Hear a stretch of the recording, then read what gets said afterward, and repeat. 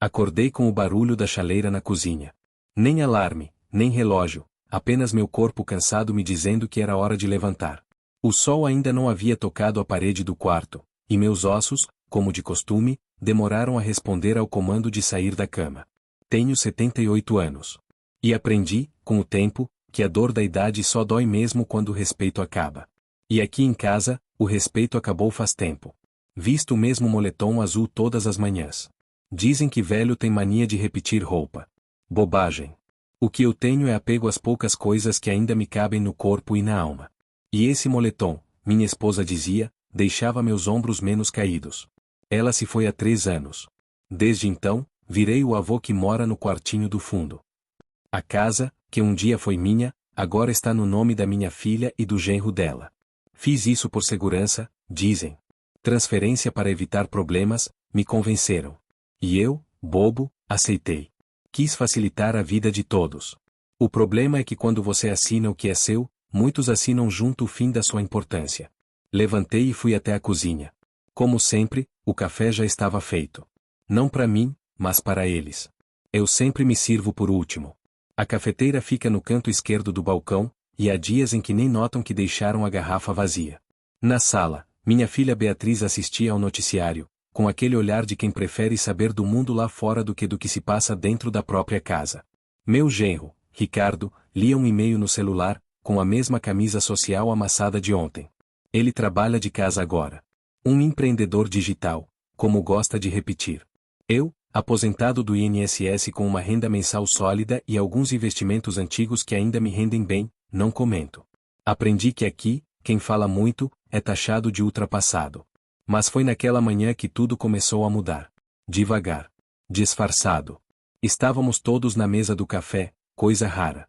Era sábado. Meu neto preferido, o Davi, de 17 anos, recém-aprovado no vestibular, veio passar uns dias conosco depois de meses afastado. Eu o amava. Ainda amo, mas naquele tempo, eu enxergava nele a pureza que não via mais nos pais.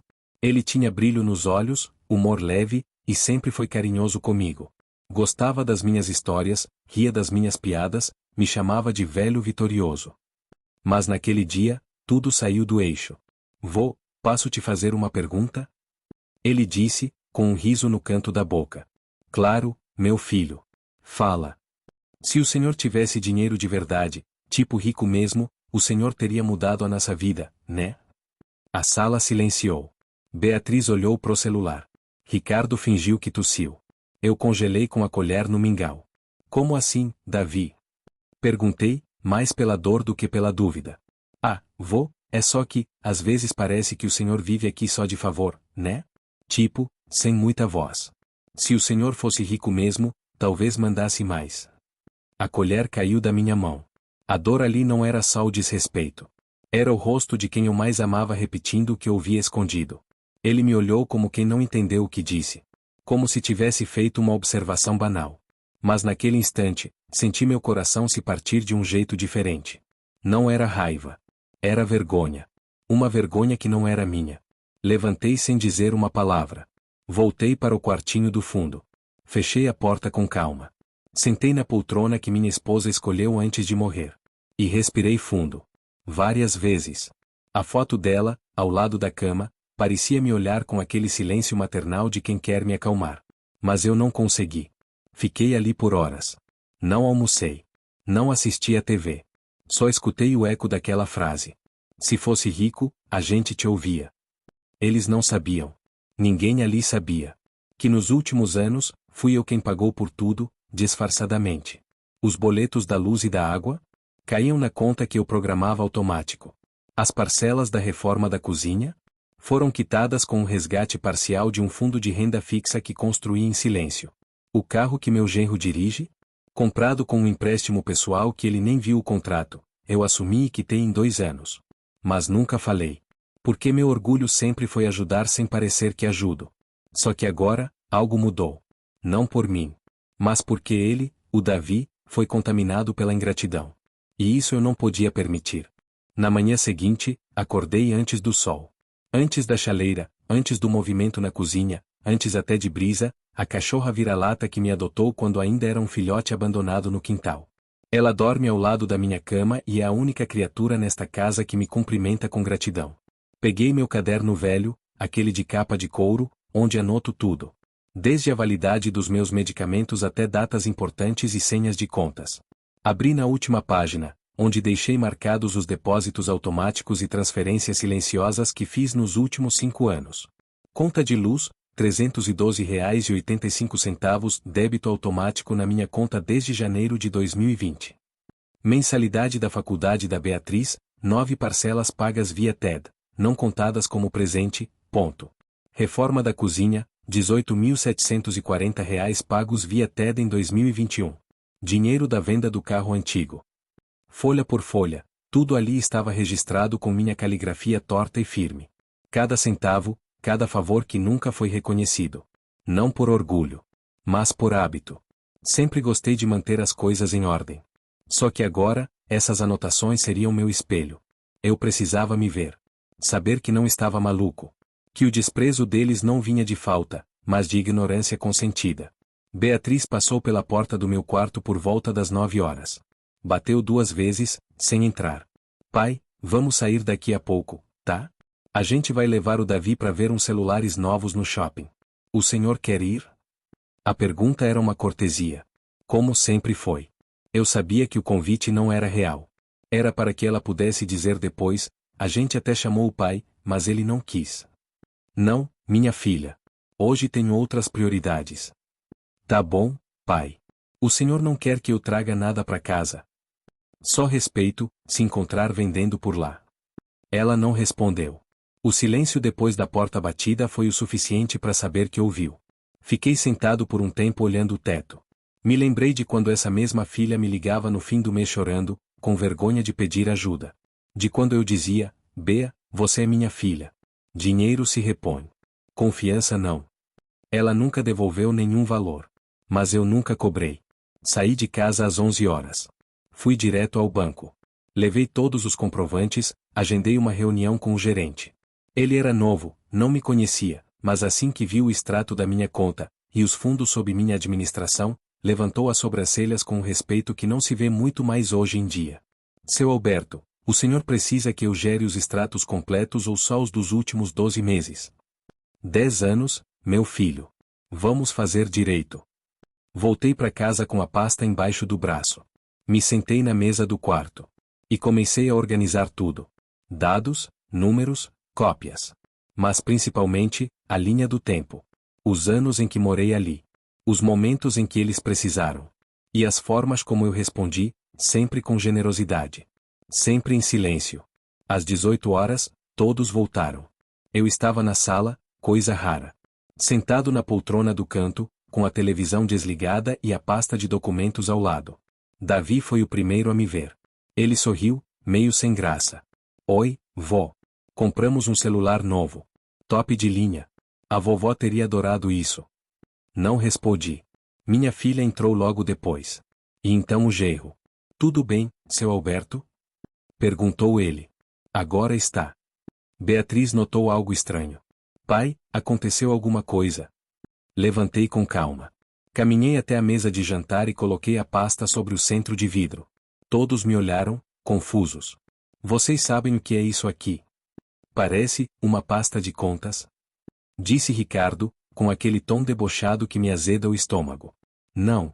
É uma pasta com a prova de que, durante os últimos 5 anos, vocês todos foram sustentados por mim. Beatriz riu. Davi arregalou os olhos. Pai, como assim sustentados? Vô, que papo é esse? Abri a pasta. Tirei as cópias dos extratos. Mostrei os valores, as datas. Falei dos pagamentos, da reforma, das faturas de cartão pagas discretamente. Mostrei até a entrada do carro novo. Um Pix de R$ 22.500, feito com meu nome, mas creditado na conta da minha filha. O silêncio que veio depois foi sagrado. Então me virei para Davi, que estava mudo, com o celular novo nas mãos. E você, meu neto, você foi quem mais me doeu. Porque até os ingratos eu entendo. Mas você era meu orgulho. E hoje, foi o que mais me envergonhou. Ele tentou falar, mas eu levantei a mão. Não queria justificativas. Se um dia eu parar de pagar essas contas, essa casa desaba. E eu só não parei, por amor. Virei as costas e voltei para o quarto. Naquela noite, ninguém jantou. Na manhã seguinte, a chaleira já estava cheia. A mesa posta. E um pão quentinho me esperava com um bilhete ao lado. Desculpa, vô. Eu não sabia. Me deixe aprender contigo ainda? Davi. Pela primeira vez em muito tempo, tomei o café com gosto. Mas ainda não estava tudo resolvido. Nem tudo que se paga com dinheiro, se conserta com pedido. O bilhete do Davi ficou ali, sobre o pires, ao lado da xícara ainda quente. A caligrafia dele era apressada, meio torta, mas eu lia nas entrelinhas o que ele não escreveu, vergonha. Tomei meu café devagar. Não por orgulho, mas por respeito ao que estava sentindo. Pela primeira vez em anos, eu comia na mesa principal sem parecer um hóspede tolerado. Ninguém ousou me interromper. Na noite anterior, meu quarto virou refúgio e trincheira.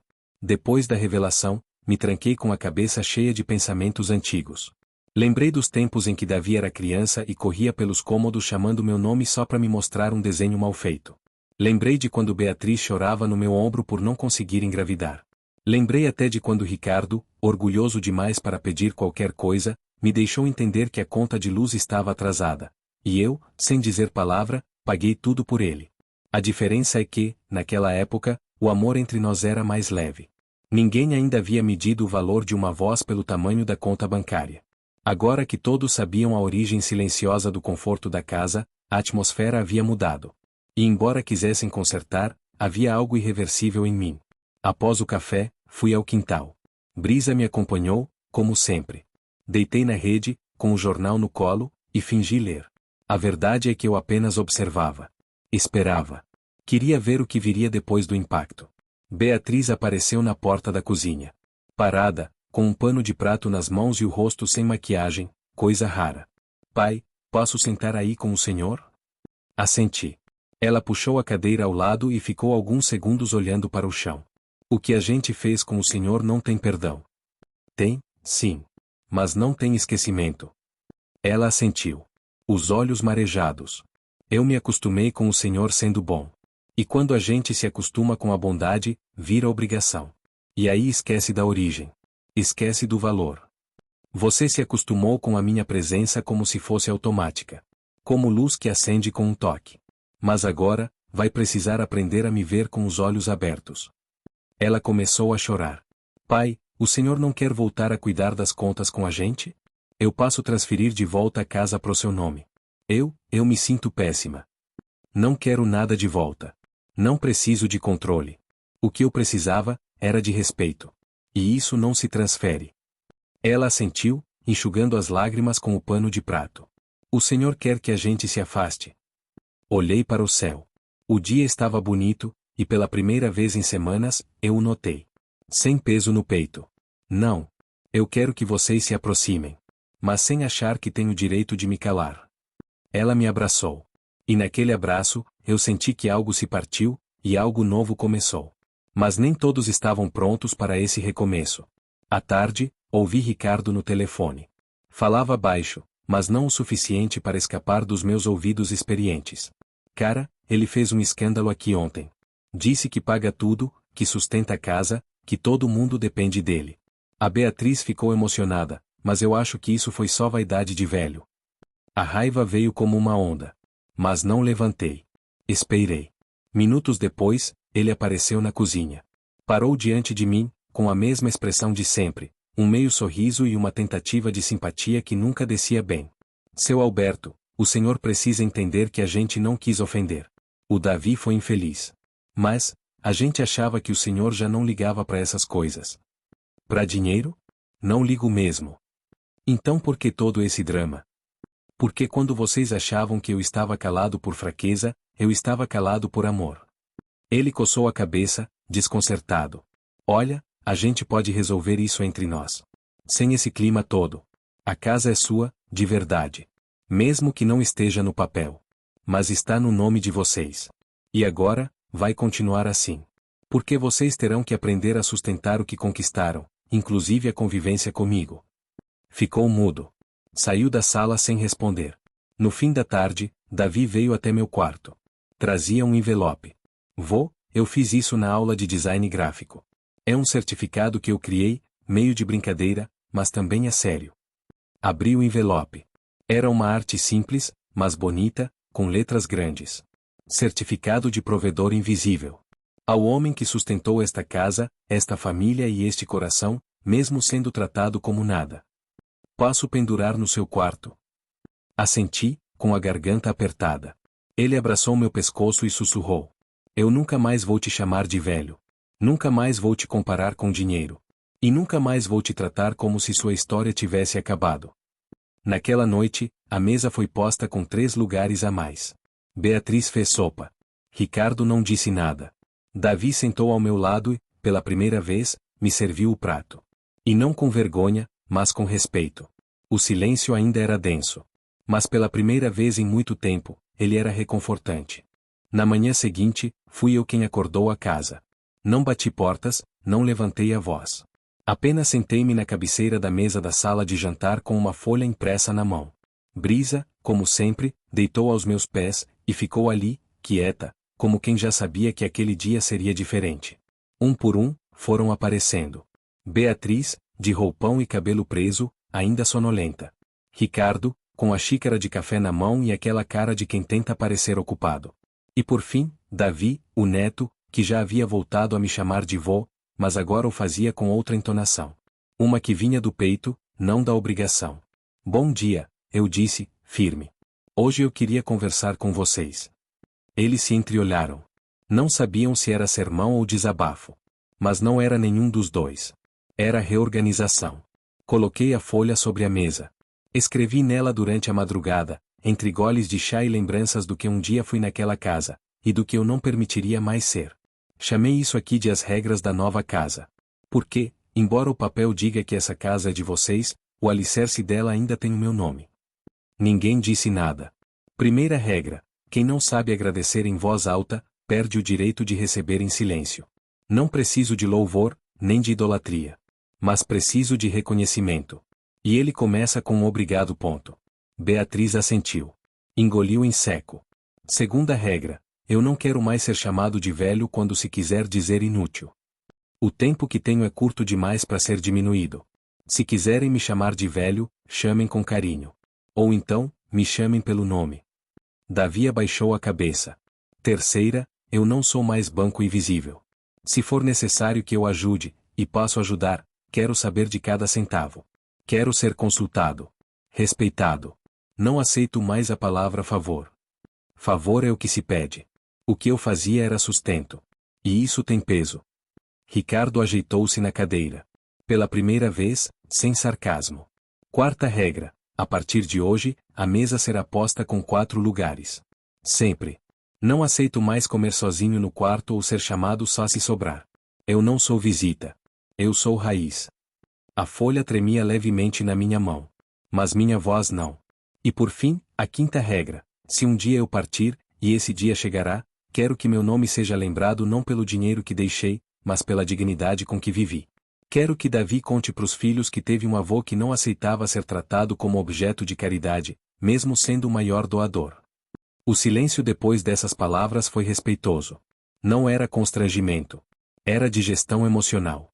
Aquele tipo de silêncio que se faz quando alguém diz algo verdadeiro demais para ser interrompido. Beatriz se levantou primeiro. Veio até mim e me abraçou com força. Pai, eu precisava disso. A gente precisava disso. Ricardo, ainda com os olhos marejando, me estendeu a mão. Eu apertei. Sem ódio. Sem revanche. Apenas como um homem que sabe que, desta vez, será ouvido. Davi ficou por último. Vô, posso ser o primeiro a colocar a mesa hoje? Assenti. E ele foi. Pegou pratos, talheres, copos. Montou 4 lugares com cuidado. Sem pressa. Como se aquilo fosse um ritual. E era. Aquela manhã foi a primeira em muitos anos em que tomamos café como uma família de verdade. Sem fingimentos, sem teatrinho, sem a distância invisível que me jogava pro canto. Mais tarde, enquanto eu lia meu jornal na varanda, Beatriz apareceu com um envelope nas mãos. Pai, eu conversei com o Ricardo. A gente quer transferir de volta a casa pro seu nome. Por completo. Sem cláusulas. Sem aquelas desculpas de segurança jurídica. A gente entendeu.